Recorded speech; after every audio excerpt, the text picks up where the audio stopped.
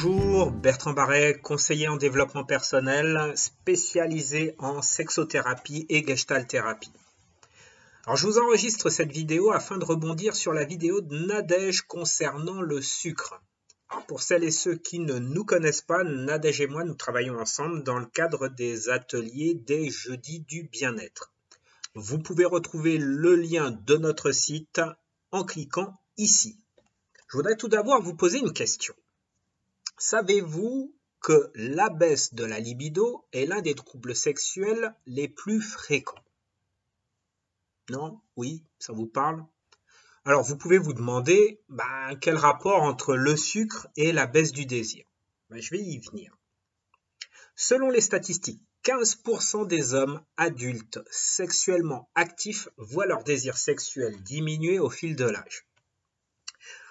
Arrivé à 40 ans ou à 50 ans, ces chiffres passent de 20 à 25%. Ça fait peur, hein, mais je ne suis pas concerné, j'ai 20 ans.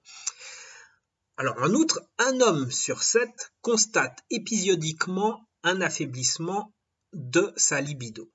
Il est donc clair que la perte de désir n'est pas un problème uniquement féminin, messieurs, ça c'est clair.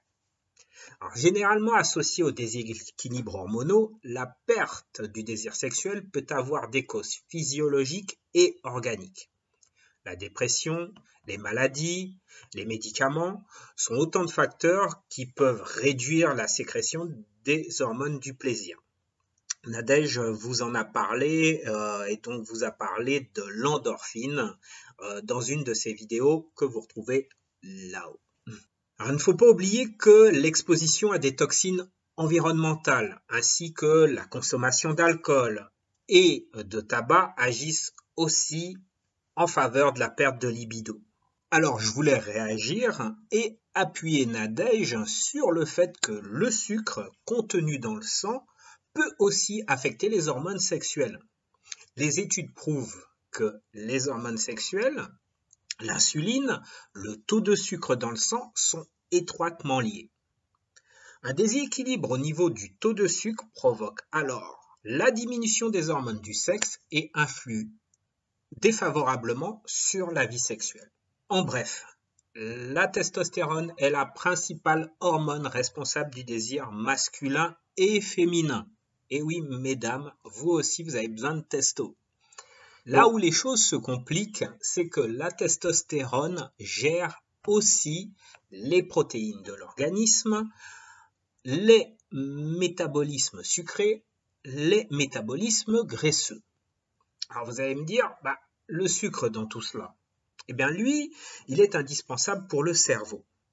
Alors ce dernier, il a en effet besoin de beaucoup de glucose pour pouvoir fonctionner.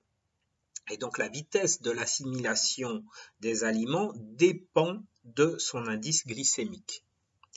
Si l'absorption est trop rapide, comme c'est le cas bien souvent avec les aliments comme les boissons trop sucrées, les sodas et autres, bien le taux de sucre dans le sang augmente brutalement.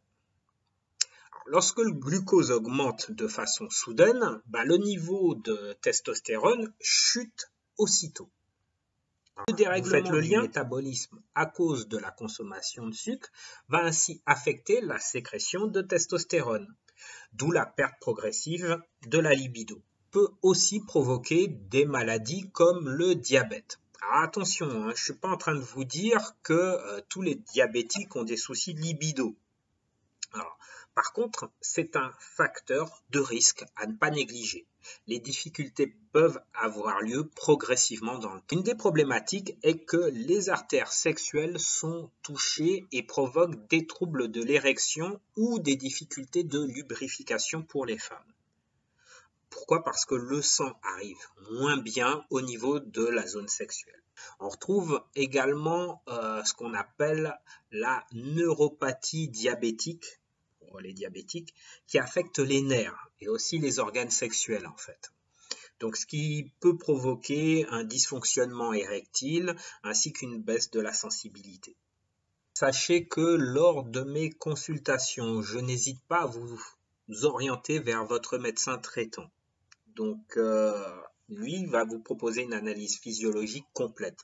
Mon rôle, il est de vous accompagner au niveau de votre psychologie afin que vous passiez le cap de cette situation sexuelle difficile. Si vous voulez éviter les problèmes du sucre sur la libido, il est probable qu'on vous conseille tout simplement de changer votre mode de vie.